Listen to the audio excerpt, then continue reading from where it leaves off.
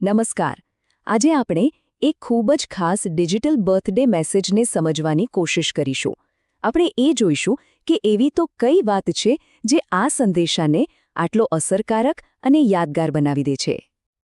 તો ચાલો આ સવાલથી શરૂઆત કરીએ. આજના ડિજિટલ સમયમાં જ્યારે ચારે બાજુ મેસેજ જ મેસેજ છે, ત્યારે જન્મદિવસની કોઈ શુભેચ્છા ખરેખર યાદગાર કેવી રીતે બને? આજે સંદેશાનું આપણે વિશ્લેષણ કરી રહ્યા છીએ એ ખાલી હેપી બર્થડે કહેવા કરતાં ઘણું વધારે છે. તો સૌથી પહેલાં આપણે એ સમજીએ કે આ સંદેશો કેમ બનાવવામાં આવ્યો. મતલબ કે ખાલી ફોન કરીને પણ વાત થઈ શકતી હતી, તો પછી આ વિડિયો બનાવવાની શી જરૂર પડી? જો આજની આ ડિજિટલ દુનિયામાં આપણે ભલે ગમે તેટલા કનેક્ટેડ હોઈએ, પણ ક્યાંક ને ક્યાંક એક પર્સનલ ટચ, એક અંગત સ્પર્શની કમી રહી જાય છે. આ વિડિયો સંદેશ બરાબર એ જ અંતરને દૂર કરવાનો એક પ્રયાસ છે. અને આ એક લાઈન, બસ આમાં બધી જ વાત આવી ગઈ. આ વાક્ય એ દિલની ઈચ્છાને વ્યક્ત કરે છે કે ખાલી ફોન પર વાત કરી લેવી પૂરતી નથી, એક ઊંડા જોડાણની, એક સાચા કનેક્શનની જરૂર છે. હવે વાત કરીએ સંદેશાની શરૂઆતની. જે રીતે શરૂ થાય છે એ ખરેખર ખૂબ જ રસપ્રદ છે. વક્તા તરત જ એકદમ હળવું અને ઉષ્માભર્યું વાતાવરણ બનાવી દે છે. જન્મદિવસ જેવી સામાન્ય વાતને એક મજેદાર અફવા તરીકે રજૂ કરવી, આનાથી શું થાય? વક્તા અને સાંભળનાર વચ્ચે તરત જ એક રમતિયાળ સંબંધ બંધાઈ જાય છે. એક ખુશીનું વાતાવરણ બની જાય છે. એટલે કે આ એક નાનકડી પણ હોશિયાર યુક્તિ છે. એનાથી જન્મદિવસની શુભેચ્છા કોઈ ફોર્માલિટી નથી રહેતી, પણ એક ખાસ, અંગત અને આનંદની ક્ષણ બની જાય છે. હવે આપણે સંદેશાના મુખ્ય ભાગ પર આવીએ. અહીં વાત ખાલી જન્મદિવસની શુભેચ્છા આપવાની નથી, પણ એનાથી પણ આગળ વધીને એક સારા, સ્વસ્થ જીવન માટેના આશીર્વાદ આપવાની છે.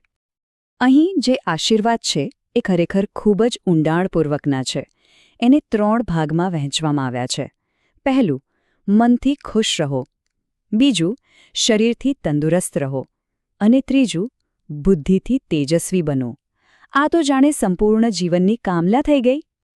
અને આશીર્વાદ આપતી વખતે વક્તા ખૂબ જ સહજતાથી પોતાની એક નાનકડી મર્યાદા પણ સ્વીકારી લે છે.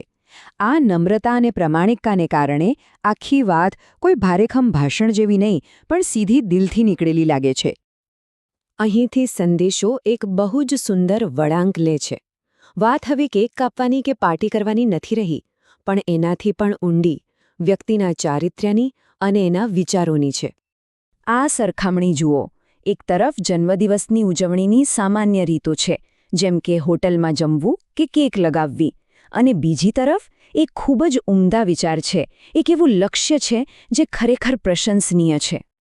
અને એ ઉમદા વિચાર છે આ, કે તમારાથી એવા કામ થાય જે ભગવાનને પણ ગમે. આવા વિચારની પ્રશંસા કરીને વક્તા સામેવાળી વ્યક્તિના વ્યક્તિત્વને, એના મૂલ્યોને સાચા અર્થમાં સન્માન આપી રહ્યા છે. અને હવે વાત કરીએ સંદેશાના અંતની, જે આખા અનુભવને ખરેખર અવિસ્મરણીય બનાવી દે છે. આ એક એવો સ્પર્શ છે જે એકદમ અનોખો અને અંગત છે. સંદેશનો અંત કોઈ સાદા બાય-બાયથી નથી થતો. એનો અંત એક એવી પ્રસ્તુતિથી થાય છે જે કદાચ પરફેક્ટ નથી, પણ 100% દિલથી છે. અહીં સૌથી મહત્વની વાત વક્તાની પ્રામાણિકતા છે. એ ખુલ્લીને કહે છે કે હું કોઈ પ્રોફેશનલ નથી, અને આ જ વાત એમના પ્રયાસને વધુ કિંમતી બનાવે છે. કારણ કે અહીં મહત્વ પરફેક્શનનું નથી, પણ એ પ્રયત્ન પાછળ રહેલી ભાવનાનું છે, એ લાગણીનું છે. તો ચાલો ટૂંકમાં ફરી એકવાર જોઈ લઈએ કઈ કઈ બાબતોએ આ ડિજિટલ સંદેશાને આટલો ખાસ બનાવ્યો. એક તો ઉષ્માભરી શરૂઆત, પછી જીવનના દરેક પાસાને આવરી લેતા આશીર્વાદ, ત્રીજું વ્યક્તિના ચારિત્ર્યની સાચી પ્રશંસા, અને છેલ્લે એક અનોખો અને દિલથી કરેલો પ્રયાસ, ભલે તે પરફેક્ટ ન હોય. અને અંતે આ આખો સંદેશ આપણને એક વિચાર સાથે છોડી જાય છે. આજના આ ડિજિટલ યુગમાં શું સાચું જોડાણ બનાવવામાં પરફેક્શન જરૂરી છે? કે પછી આપણા આવા જ અપૂર્ણ પણ પ્રામાણિક પ્રયાસો જ ખરેખર દિલને જોડી શકે છે?